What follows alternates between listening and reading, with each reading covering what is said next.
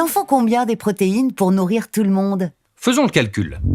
Les apports nutritionnels conseillés en France sont de 0,83 g de protéines par kilo et par jour, soit 58 grammes pour un homme de 70 kg.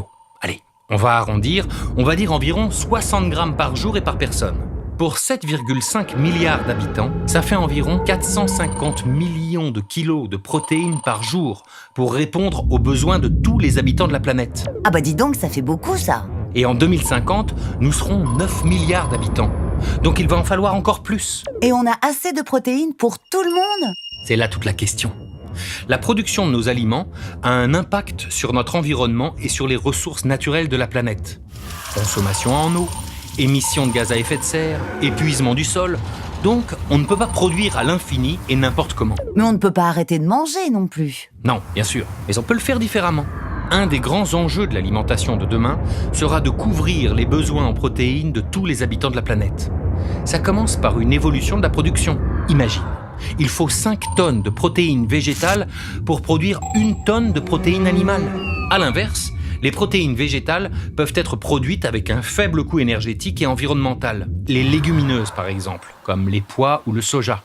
Elles hébergent dans leurs racines des bactéries qui vivent en symbiose avec elles. Ces dernières sont capables de transformer l'azote de l'atmosphère pour qu'il soit directement utilisable par la plante. Mieux, le surplus d'azote non utilisé par la plante s'accumule dans le sol et devient disponible pour les plantes voisines ou celles qui sont cultivées après.